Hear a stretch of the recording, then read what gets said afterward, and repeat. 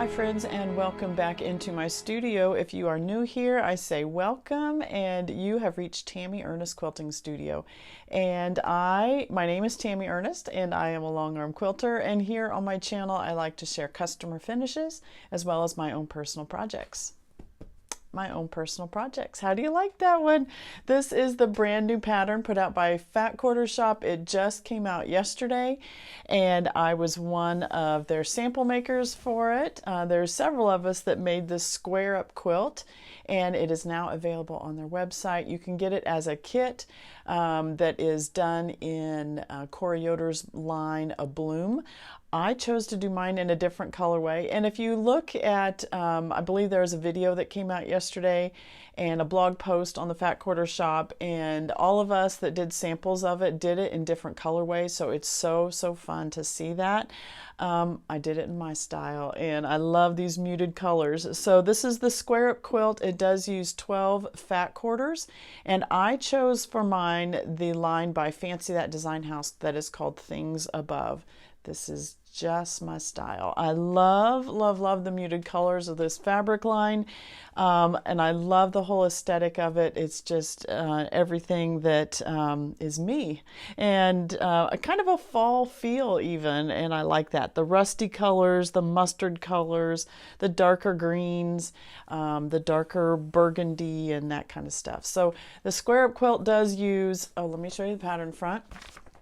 It does use 12 fat quarters, and it also does strip piecing, which is very nice. So these blocks right here are done with strip piecing. So you are stripping long rows, from a fat quarter. You're stripping those in long rows and then subcutting them. So you're not cutting all of these little squares. It's done in a speedier way, which is a lot of fun. So I did go with, I told you when I was prior to making this that I was contemplating changing my background fabric, and I did. This is actually one that's in the line, and I don't know how well you can see it because it's cut up small. You may not be able to see it, but I did go with the background fabric that has it's a tone on tone from the line. I didn't end up going with the solid, the Bella solid that matches, but you could do that. I just liked the little bit more of a design in there by doing that, and you do have to get in close to see it. It is a tone on tone, but love that. I switched to that. And then the backing fabric, oh, isn't it so pretty? Oh my goodness, I just love that. And then I did the binding the same as the background or the backing fabric, and I like that. I like my quilts to have a nice, to me it feels just a frame on there. I like the nice frame around that. So the size on this one is 45 by 57, so a great lap size quilt. It's already been used here in our home. My daughter-in-law used it the other day when they were here visiting. So Pantograph on this one is the Swirly Foliage Pantograph, and again, let me pull it in close so you can see it. I did use the cream color thread on this one, so when you get in close, I don't even know if you can see it. I can, but you may have a hard time seeing it on the background. But like this, I did a dense quilting. I like the density. The swirly foliage has a 4-petaled flower here, lots of tight swirls, a couple little leaves, and I think you can see that pretty well. Love it. But like I said, you can go to the blog and the video that Fat Quarter Shop did for this quilt, and you can see all the other designers and those who helped do samples as I did, the color choices that they made, because there may be a color choice that you prefer even over what I did. And if you're wanting the A Bloom line from Corey Yoder, you can get the whole kit, and I will link that down below. So thankful for Fat Quarter Shop asking me to do that, and I so enjoyed the process and can't wait to decorate with that one. The other thing that I have been continuing to work on is my hometown holiday sampler, and I just wanted to show you how far I've come. I did finally finish all of the hollyberry rows. I was talking to Daniel one night on the phone, and I just sat there, and it was nice because I could concentrate on talking with him, but I was able just to sit there and finish piecing all that I needed to do on those. So here's one row of them. So it uses 6 different greens, so you are switching those. So each one of those is made 6 different prints, 6 different green prints were used, and there are 3 of these rows in the quilt. So I have some of them put in rows already, but I just thought I would go through and show you where I am. So let me show you the pattern first so you can kind of get an overall feel of where I'm going.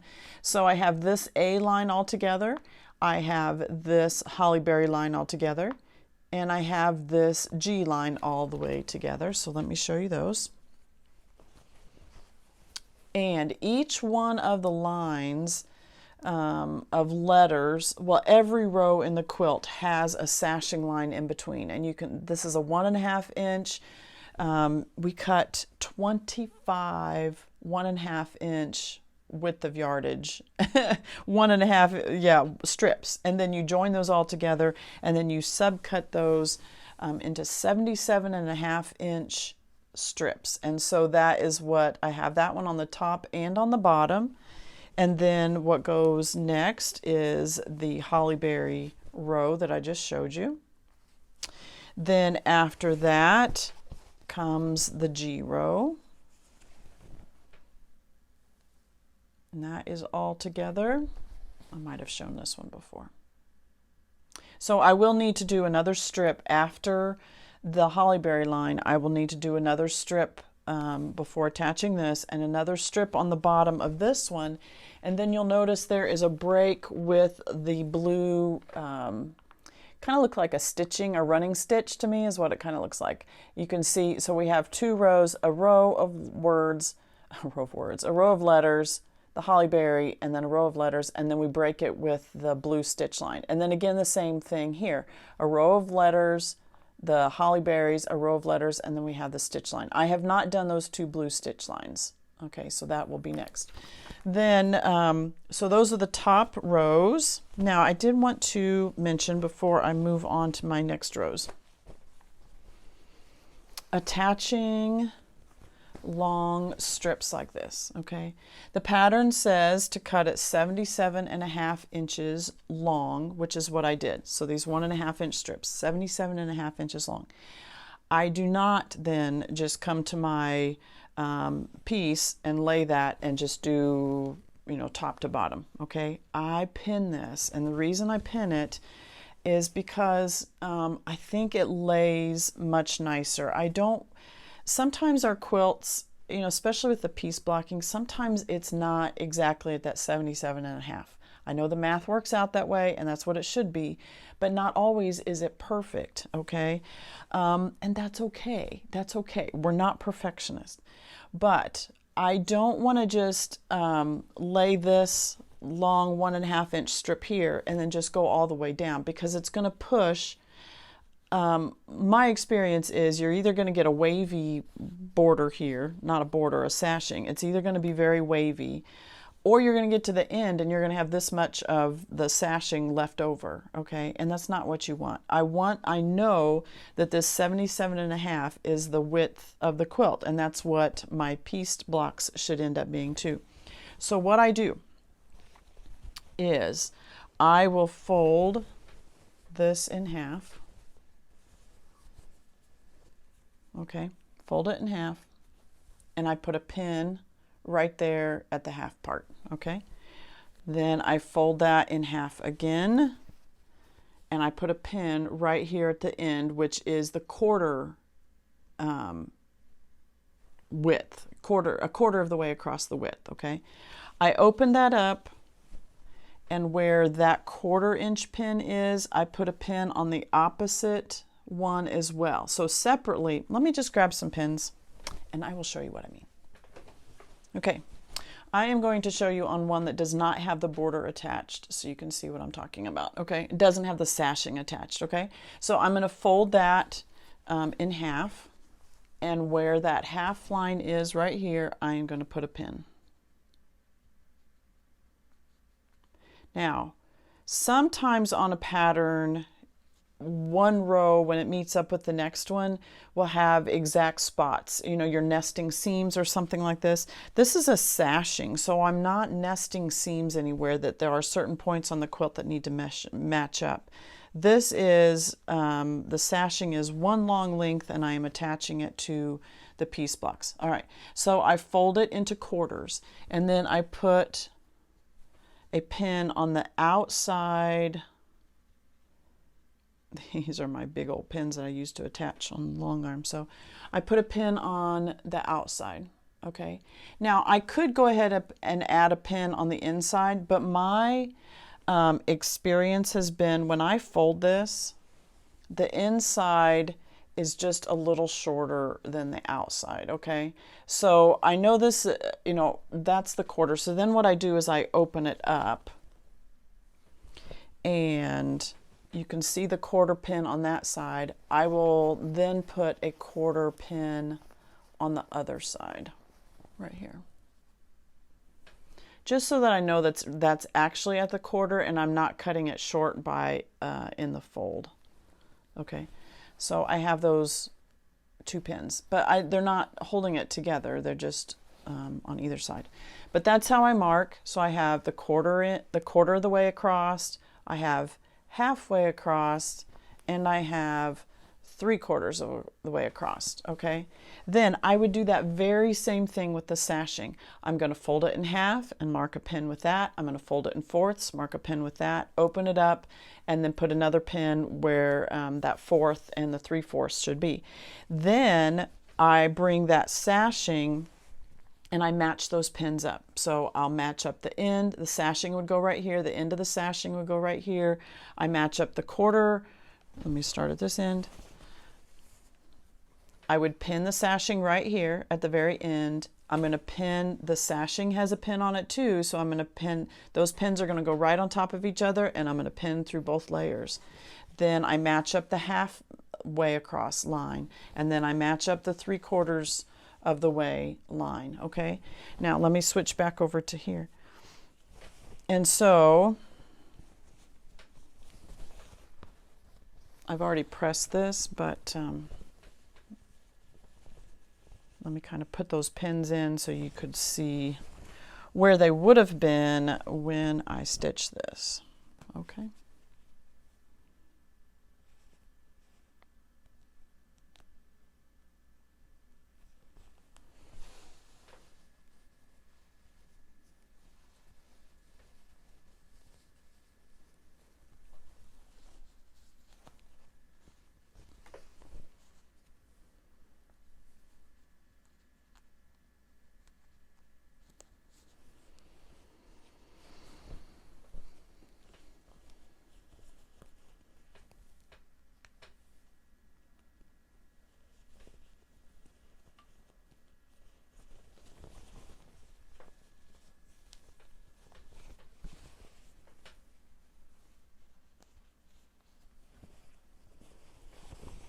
Okay, so let's pretend that there is no stitch, this is not stitched down yet. So I would have pinned the sashing to the ends flush. I would have matched the two pins with the sashing and the piece block at the quarter part, at the halfway part, at the 3/4 part, and then again at the very end. Then what I would do, I'm still not going to sew yet, okay? Then what I would do is I would then take this section, just start at the beginning again. So from the front to the 1/4 inch, I would take this section and I'm going to pin right here halfway again, because then I can kind of flatten out or make sure it's straight. If there's any fullness in that sashing or the piecing, it can go either way. Then I'm distributing it within this section only. And so I find the halfway point of here and I will pin here, and then I'll find the halfway point of this spot. Let me just show you again. So I'll find the halfway point here and I would pin it right there. Okay. I'm going to find the halfway point there, and I'm going to pin it right there. Now this is already sewn, but this is the way I would do it with the sashing. I would find the halfway point there, and I would pin it right here.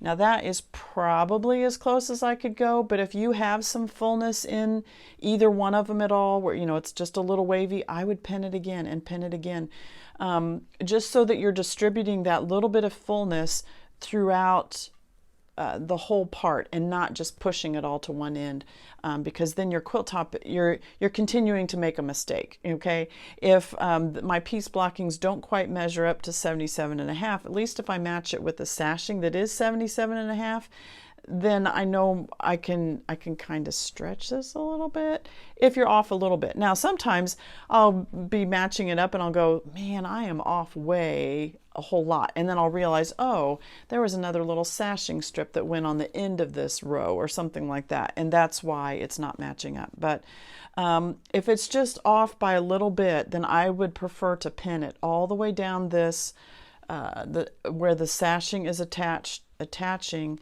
so that I am distributing it all and not just, you know, stitching all the way down that sashing line. Borders are the same way. Do not just start a border at the end of your piecing and then just sew it on and cut off at the end. It's not going to measure correctly. That's where we end up getting wavy borders when we put it on the long arm or things like that. So again, I go to the next section here, and I'm going to pin halfway.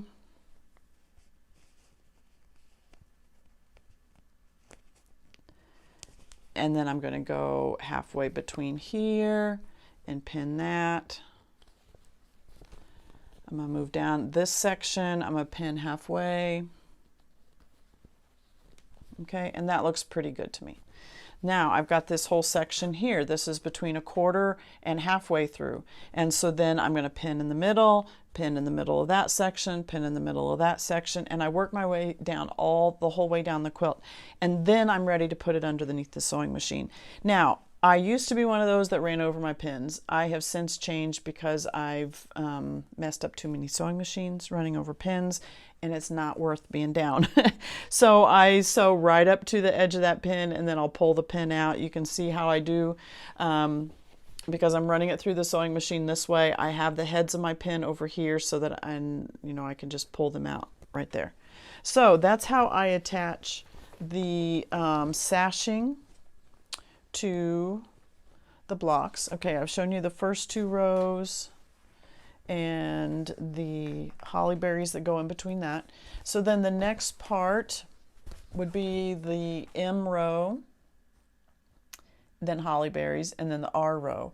Now I still have some letters to make. I have the M made, I have the P and the Q, so I still need the N for that row, and the O. And then that row will be done. Here is the holly berries for that one. Now all of these holly berries, there's no sashing in between them. They stitch right to each other, but there is just a little piece of one more little sashing that goes on the end of either one of those before it can be attached to the block. So that's my M row. My R row, I have the R done and the U done. So I still have S, T, and V to do on those. The letters go together really quickly. It was all those holly berries that took forever. All right, and so then after I do those two rows, then I'm ready to do that stitch line. And then we have the V row, then you have holly berries, and then you have the whole house row. And for that, where is it? I know I have it. All right, I have this whole section together already.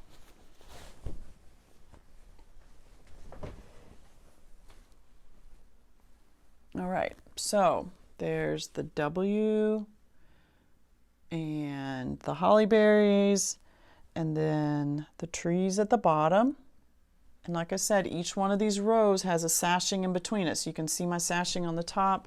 There's a sashing in between the W and the holly berries, and then between the holly berries and those star blocks. All right. So then there's some stars there. Those do have some sashing around them as well, but all those stars are already done. And then we have X And every letter has sashing in between it too, just to add to the fun. X, Y, and Z, and then you can see the holly berries below those, all attached to the house and the trees. Isn't it so fun? Oh, it's so beautiful. So I'm so close to getting this done. Now, there is, let me see, I do believe there's another row of sashing underneath the house. Another of the, yes, there's one more row of the light colored sashing underneath the house, and then I'm ready to start the borders. There's two borders. There's a yellow skinny inner border and then the large outer border that's green. These cornerstone blocks that are around the four cornerstones, those are already made as well, and so the border should go together really quickly.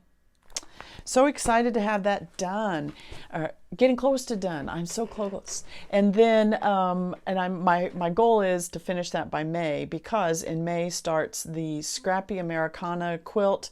Quilt Along the Fat Quarter Shop is doing with Lori Holt. I didn't bring that with me, and I should have. With Lori Holt's new line. Let me just look it up. So the quilt along is called Scrappy Americana Flag Quilt Along. That does start on May the 9th. The fabric requirements and schedule have just come out, and I'll link that down below. It is starting in May. So my goal is to have this one completed by May so that I can start on that one. That one is such beautiful, and it does use Lori's Americana line. Why did I not remember that? All red and blue, but and white, and the flag is just beautiful. There is a foundation paper if you would like to use that to make the blocks instead of making them the traditional way. That is available to purchase as well, but it's a beautiful kit, and that starts in May. So my goal is to get this one done so that I can start on that one. One other thing I wanted to share with you today is the Fat Quarter Shop was so nice to send me a couple of gifts, and this is their brand new Jolly Bar book. This is volume 5. Now, a Jolly Bar, if you're unfamiliar, is a pre-cut that is exclusive to the Fat Quarter Shop. It is a 5 by 10 inch pre-cut. They do these for every one of your favorite designers. So what they do is they cut here as a pre-cut, 5 by 10, and then they always include a pattern with a Jolly Bar. So if you buy a Jolly Bar in your favorite fabric line, you'll have to go online and look, because all of your favorite designers, all your favorite fabric lines, they have cut Jolly Bars, and then they have paired that with a pattern. So you can see the pattern that is on this one. This is Cottage Charm by My So Quilty Life is the fabric line, and then they always include a pattern. So then after a few years, they take those patterns and they put them together in a book. So this is the 5th volume. You can buy just this one, or you can buy the whole set of all 5 of them. Now, understand, a Jolly Bar is just half of a layer cake. So if you don't want to buy a Jolly Bar, but you have layer cakes sitting around that you want to use, a Jolly Bar book is a great thing to do, because you can cut your layer cakes in half and you can work on a quilt from this. So this includes 20 quilts in this little book, and they're so cute. Love the patterns in here. I can't show you the pictures because that would be showing the patterns, but Jolly Bar books are a wonderful thing. And then I wanted to tell you that on May the 10th, Fat Quarter Shop is sponsoring a Jolly Bar Day. So you will want to get in on that. I know that there's a special live stream that day on the Fat Quarter Shop YouTube channel where you can sew along. So you'll want to be a part of that on May the 10th. I do believe that is a Saturday. So Jolly Bar Day would be a great day to work on a project like this. So you'll want to get your hands on this new Jolly Bar 5 book, and maybe even purchase a Jolly Bar while you're at it. And this one is so cute. Wouldn't it be pretty for a baby's room? We did, have I told you this yet? We did find out that Maggie is having a girl. So this would be so beautiful for her room. Actually, I don't know that she's doing quite pastels, because I think she's doing more of a gender neutral room because I'm sure there's going to be other babies down the line. And so she likes the whites and the deeper greens like this. And so that's what the rest of her house is done in. So I'm assuming that's what she's going to do the baby's room in as well. But that's exciting because that comes in September. Anyway, Jolly Bar Day, May the 10th, you'll want to be a part of that. All right, that's all I have to share with you of my personal sewing this week, but I have lots of customer quilts to share.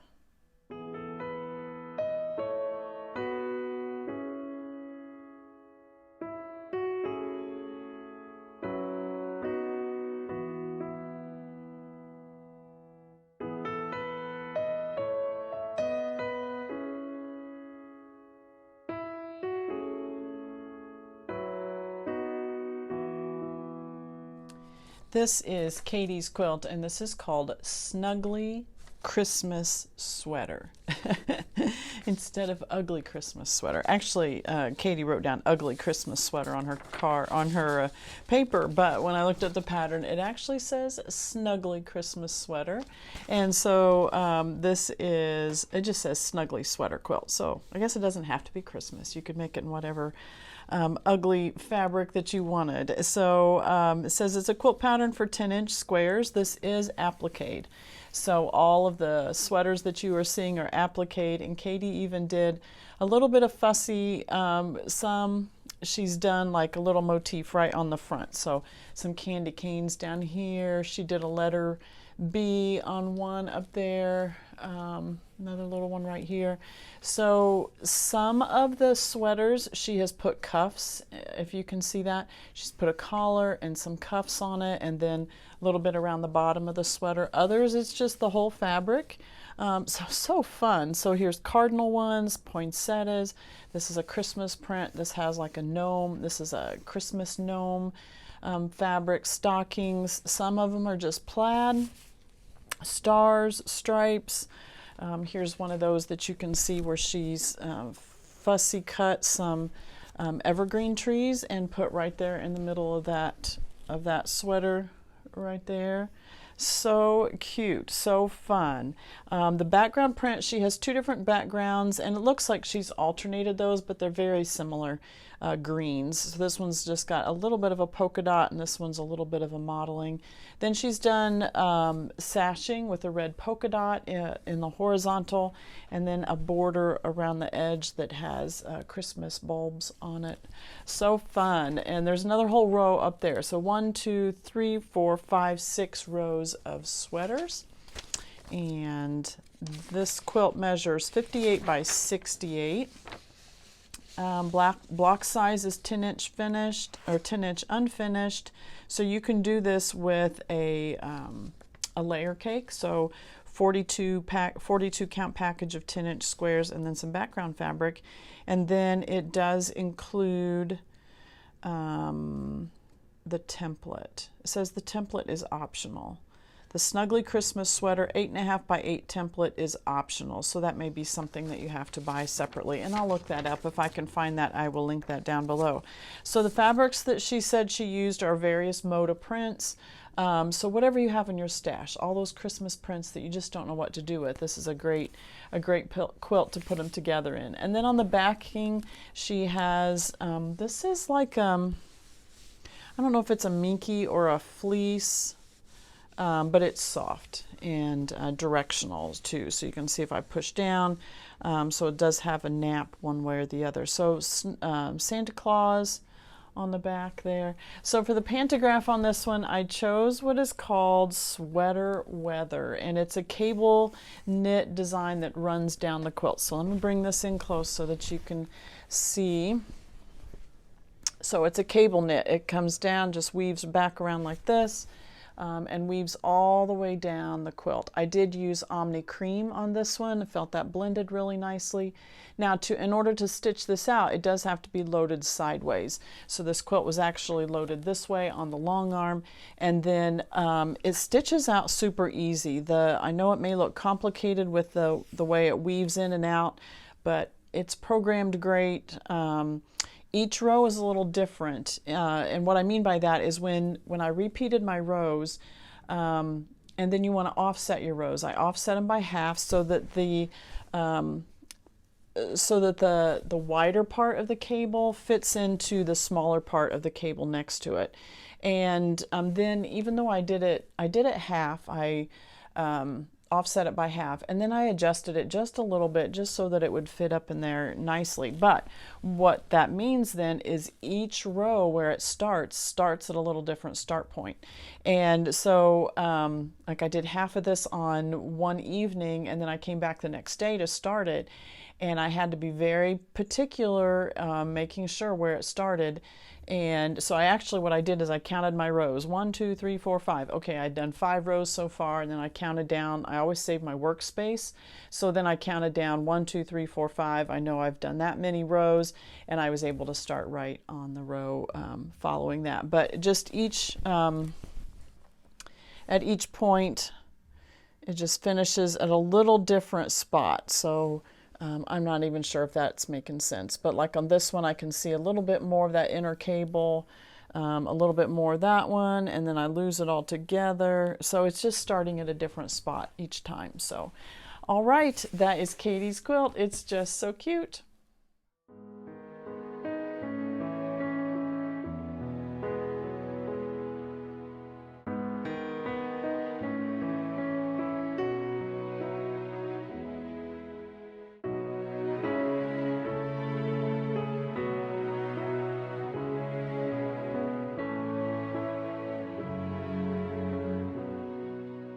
This is Maria's quilt, and this pattern is called Applejack, and this is put out by Basic Gray, and there's what that pattern looks like. Now notice that Maria did it with the white background and then the colored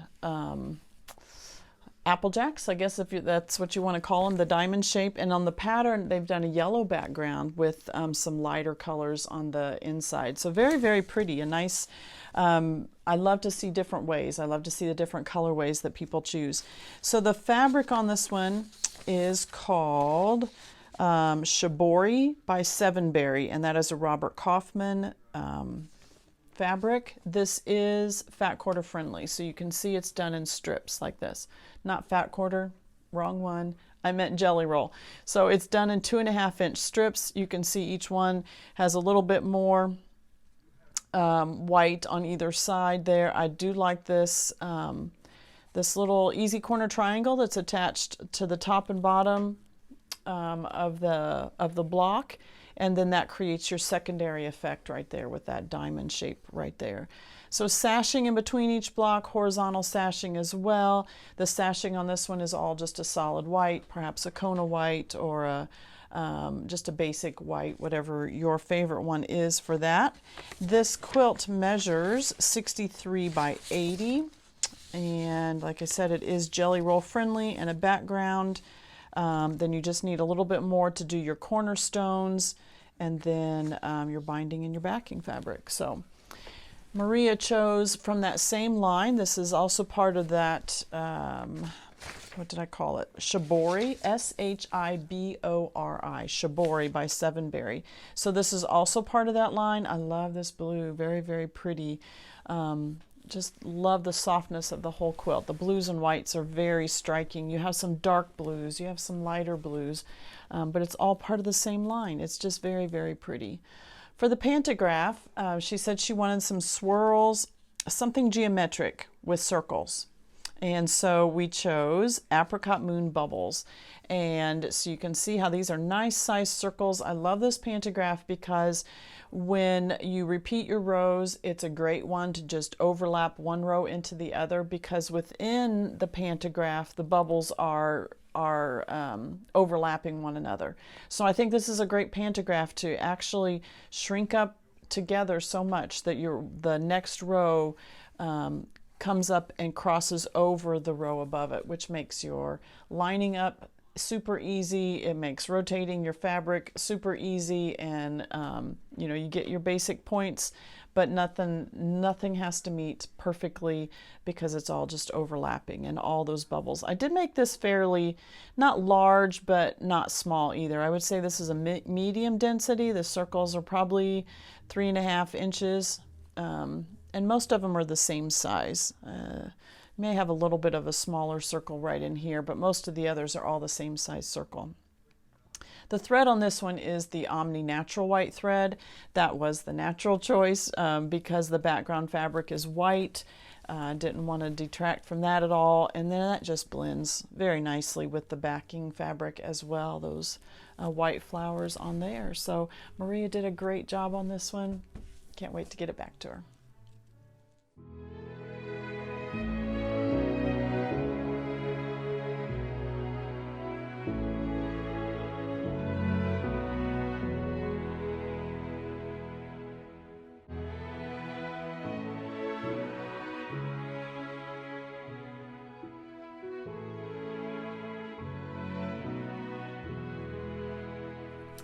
Kelly sent me 3 quilts and each one is absolutely gorgeous. You're going to love each one of these. So this first one is the Vintage Kites. This is a pattern by Lori Holt, and this uses Lori Holt's Vintage Kite foundation paper. So here is what that looks like. This comes in 2 sizes, 4 inches and 6 inches. And Kelly has used the 6-inch size. And then there's also a free PDF that gives you a layout if you'd like to use it. Now Kelly's is very similar to this. She did change it just a little bit, and I'll tell you about that in just a second. There is a YouTube video that the Fat Quarter Shop has done that shows how to do the foundation paper. If you've never done it before, foundation paper is different than English paper piecing. Foundation paper, what you're doing is you are laying a small, so you have your kite design on your paper, and then you are laying a certain piece of fabric on there. You're stitching a line, you're pressing that back, then you're adding another fabric on there. You're stitching a line, you're pressing that back, and so you're adding all of those papers one by one. And so a great way to get precise blocks. You've got lots of precise points on this, and you can tell that Kelly's match up absolutely perfectly. So the instructions for how to do that foundation paper piecing are on your packet of kite paper when you get that. And again, that comes in 2 sizes. So for this layout, it says how much? You need 2 pads to do this layout. Let me see how many, 42 sheets per pad is what it says. So depending on how large you want to make your quilt will determine on how many pads of that foundation paper that you're wanting. What I love about Kelly's quilt is that she did this darker background. So you can see in this pattern it has the kites with the lighter background, but Kelly went with the darker background, and I just think it's beautiful. So she has used a variety of Lori Holt prints for the kites themselves. It doesn't take that much fabric for each one, but then the background fabric that she has used, this is the bee cross stitch. I believe this is either in the coral or the teal color. I'm not exactly sure, but bee cross stitch makes a great solid color look to any of your quilts. It's just got little tiny X's on it. So any blender that you're needing, any background color, it comes in all of Lori's classic colors that she has. So if you're looking for a colored fabric, even if you're not doing a Lori Holt quilt, I think you'll find a color that you really like. So that bee cross stitch is that line, and I have linked that down below. So all the others are just a variety. I mean, if you've done any of the kits, you know, and you have some left over, you can make kites, make as many as you want. You can make a whole quilt, you can make a table runner, you can make a wall hanging, whatever it is that you'd like to do. So notice on this one, on this layout, that it has the border with the cornerstones around the edge.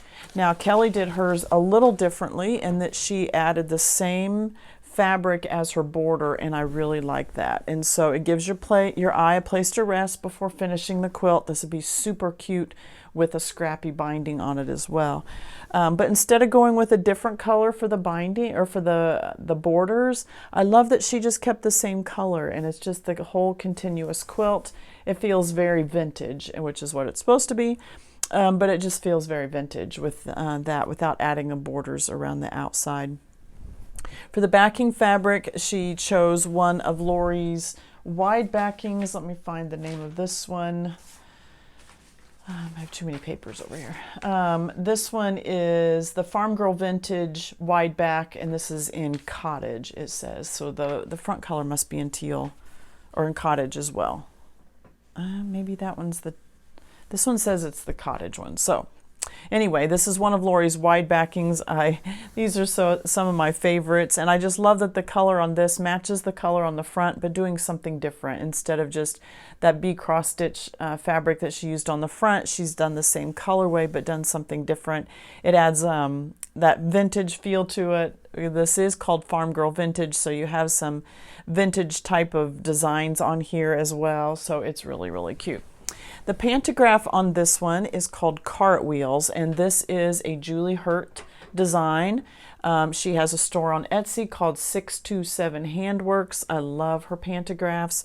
The Cartwheels, so you have a 4-petaled flower. This one, the petals are in an X shape, and then that same design is tipped, so it's north, south, east, and west, okay?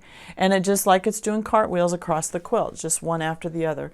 This does stitch one row at a time. I did make this fairly tight. I wanted to see that design in the negative space here, that almost that secondary design you're getting of these. Would those be octagons? Yeah, of the octagons that you're getting. 1, 2, 3, 4, 5, 6, 7, 8. Yeah, so the secondary design you're getting in between those kites with those octagons. I wanted to be able to see the pantograph inside of there. And so Cartwheels stitches out this way. I did make this only about 2 inches tall. You could do it much larger if you wanted. It's still going to add a lot of nice texture. And if you made it larger, then you're going to have space in between those flower petals that would give you a nice open feel there if you're not wanting something so tight. For the thread on this one, I did use Omni thread, but it's called Beach Grass, and I did that in the front and on the back. And let me grab that thread so you can see the color of that one. And here is that color of Beach Grass. You can see it matches just perfectly with that. And so I did want to use this in the bobbin as well because it matches the top with those colors, and that color matches the back as well. So I didn't want to switch to cream or gray or anything like that. Gray is probably more the same tone, but this needed the same color on both the front and the back. So that is Beach Grass, which is 3071. Love that color on there.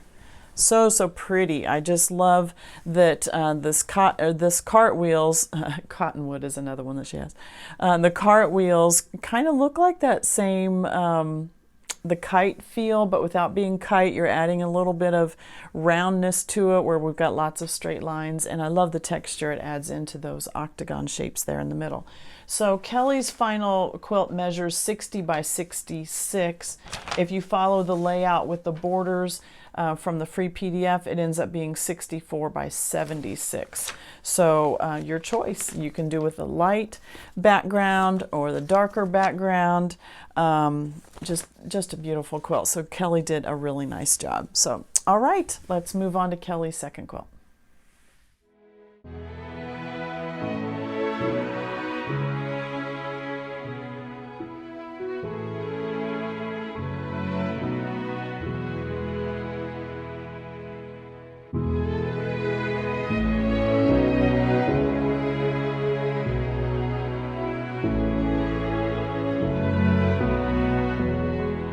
Kelly's second quilt is a gift for a nephew for a graduation gift coming up. Said he loves the Baltimore Orioles.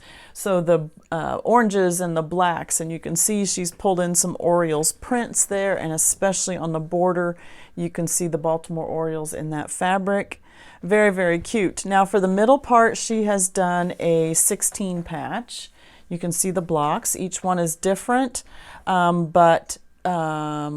I was looking to see, okay, so we have black here, we have orange and white here, some orange and white, so all different ones. I really like it. I even like it better looking at the camera because I can see better design. So a 16 patch, but these are not squares, these are rectangles. So that gives you a little longer, it gives you more of a rectangle shape to your block instead of square, but it is a 16 patch, so it might be a 2.5 by 2 or a 2.5 by 3 or something like that. Probably 2.5 by 2 is what it looks like.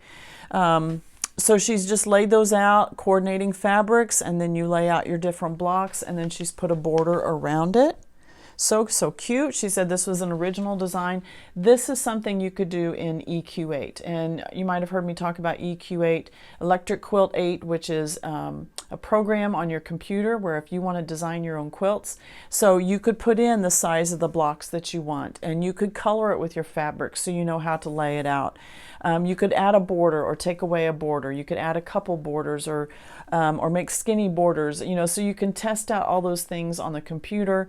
You can add in your fabric swatches. You can download when you go on like Riley Blake or you go on Moda and they have their fabric swatches on there. You can pull those into EQ8 and then you can use the exact scale of your fabrics and that kind of thing in your quilt that you're creating. And then instead of cutting and making mistakes, you can plan it all out in your program first, and then but it does give you all your yardages that you need, so you know exactly how much fabric of each of the different fabrics that you use, how much you need to buy.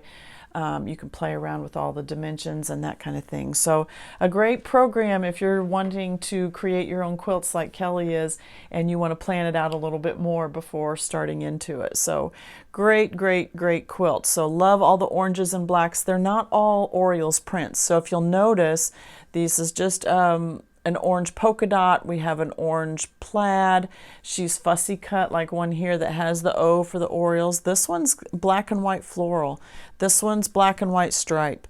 So she has put those hints of the Orioles in there. You can see the little Oriole face up there.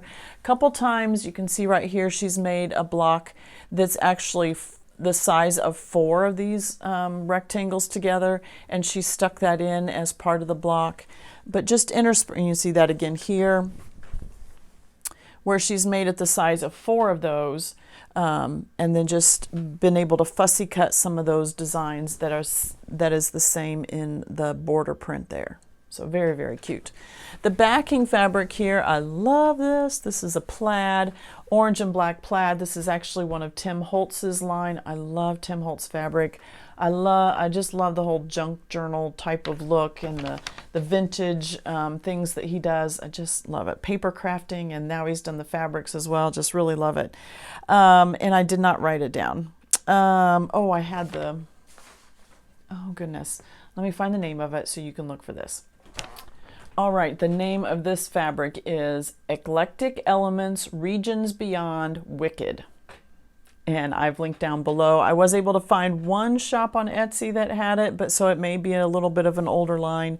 But this just is so pretty. I love the orange and black, and I love how that is a contrast to what's on the front, but it matches. You know, it's just so pretty.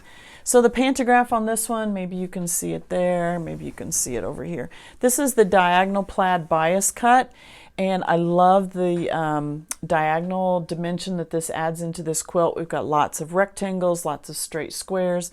Diagonal plaid just adds in that little bit of round because the corners are rounded, adds in that diagonal effect, and just is great coverage for a quilt like this. We don't want to do birds. We don't want to do, I wouldn't even do baseballs. I just think you just want some texture on this, and this adds the nice texture to it, and adds in a little bit of that diagonal dimension. I did use the light gray thread on this one. It blends perfectly with the orange and black fabrics, and on the back you can see the diagonal dimension it adds into that plaid. But we don't want the quilting to stand out on this one. We want the quilting to be secondary. The fabrics, the orange and blacks, the bright prints are really what we want to stand out. The Oriole design that you're seeing, and so the quilting is just there as a secondary effect, adding a little bit of dimension in there, but really we want the fabrics and the fabrics, actually, that's what we want to shine on this one, so you can really see the whole theme of the quilt in that one. So her final quilt measures 62 by 76, and she did a great job on that one. He is gonna love it.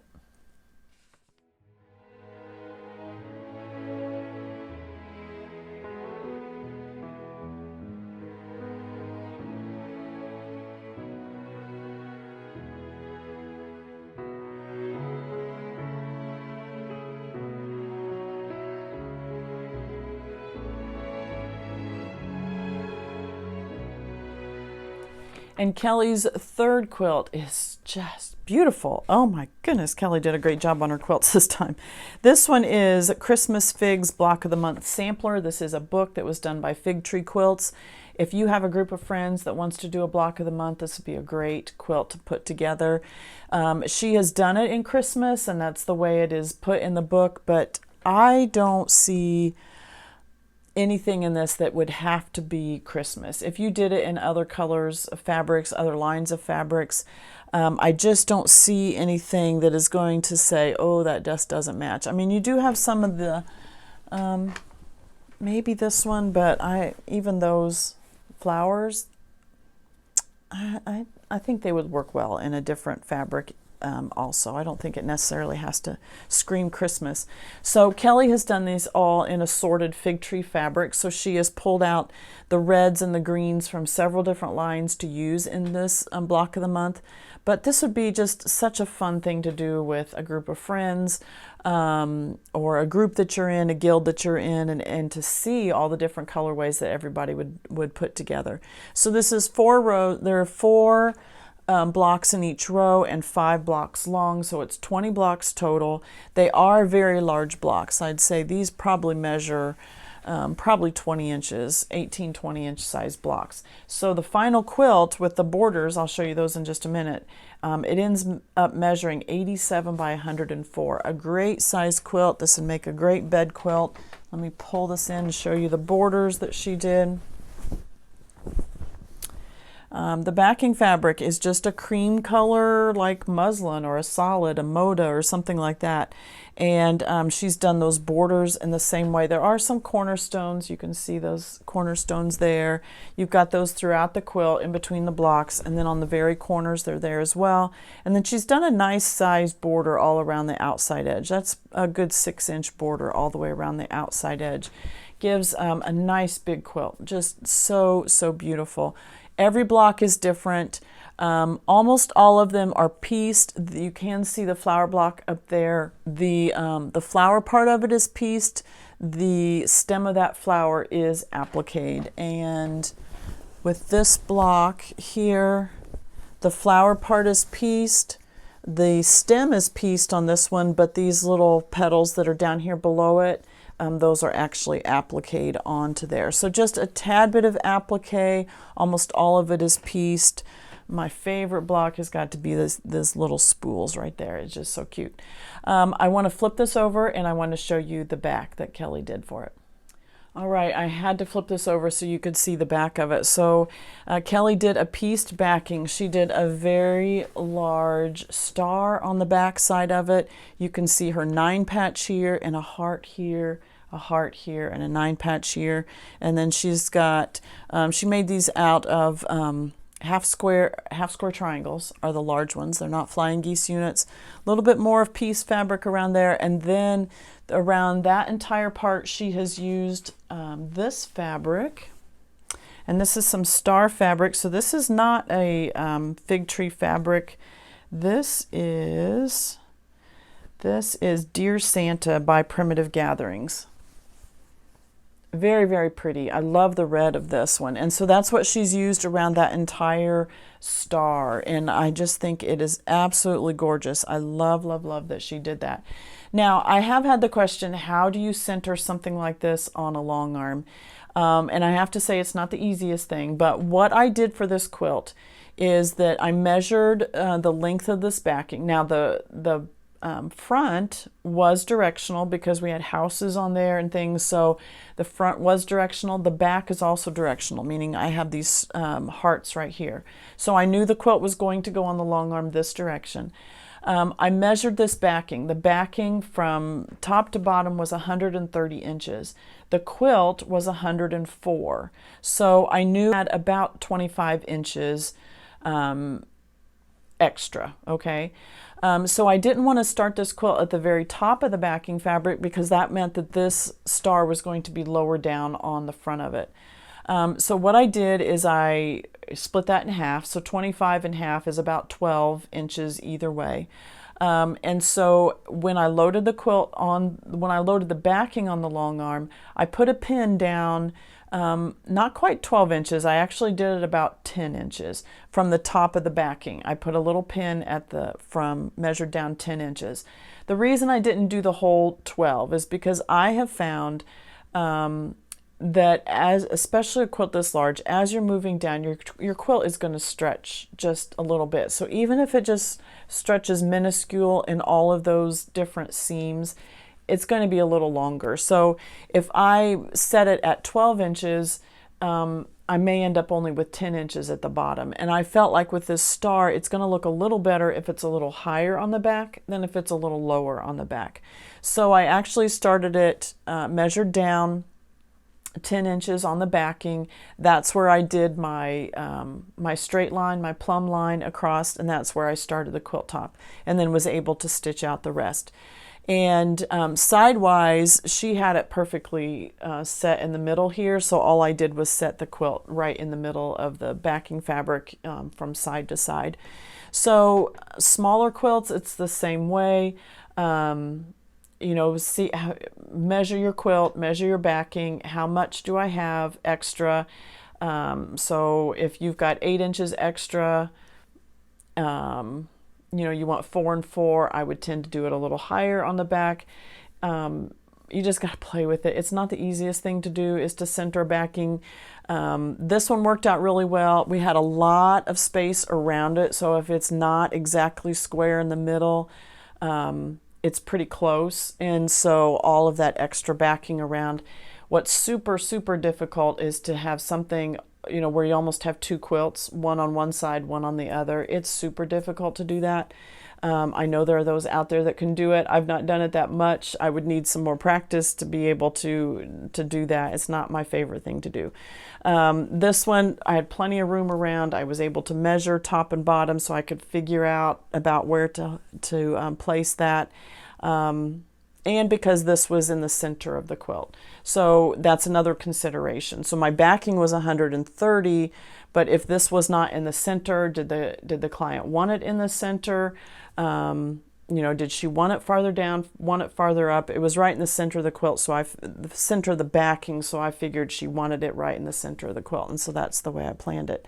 I do like backings that are offset a little bit if you're only going to use two fabrics. You know, I like sometimes that it's, instead of just being straight down the middle, one's a little bigger, one's a little smaller, or you do a middle panel and then the two side panels to be the same. That's a little easier to center even than just a center line down the middle. Not that it's hard, but so if you're a long arm quilter and you're trying to figure out how to center a backing, I would just measure your backing and measure your quilt top. How much extra do I have on either end? And split that in half.